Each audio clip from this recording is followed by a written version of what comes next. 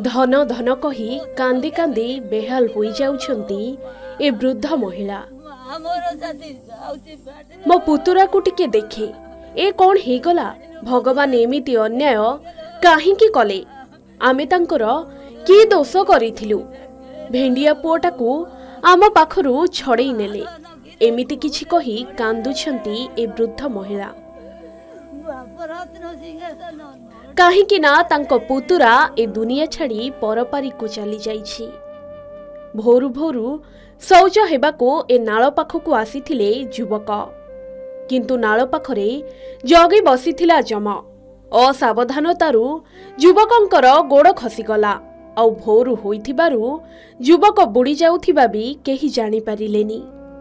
सकाळ हेबा परे नाଳରେ मृतदेह भासुथिबार देखिथिले स्थानीय लोके। तेबे ढेंकानाल जिला भुवन थाना अंतर्गत किंगोल गाँव रे घटी जाइछि एभଳି एक अभावनीय घटना। गाँवर विष्णु प्रसाद मल्लिक शौच हेबाकु जाई पानी रे बुड़ी मृत्युवरण करिथिबा जणा पड़िछि। विष्णु भोरु समय रे गाँवर शनि मंदिर पाख पथर डगा नाळकु शौच हेबाकु जाइथिले किंतु हठात तांको गोड़ खसी जिबारु सेठारे से मृत्युवरण करिसेंती। परे स्थानीय लोके नाळ भितरे मृतदेह पड़िथिबार देखि ग्रामवासी को खबर देइथिले। खबर पाई विष्णुंक परिवार लोके घटनास्थल रे पहुंची मृतदेह को चिन्हट करिथिले। घटनास्थल रे रुंड होइथिले शह शह लोके। मृत्यु जेतेबेले आसे ना देखे समय ना देखे बयस। ए युवक भी एमिति मृत्यु मुखरे पड़िले जे तांको उद्धार करिबाको पाखरे केही नथिले।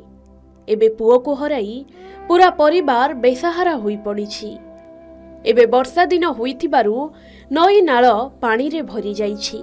तेणु एभଳି स्थान को जिबारु दूरे रुहंतु नचेत एमिति दुर्घटना हेबार यथेष्ट संभावना रहुछि।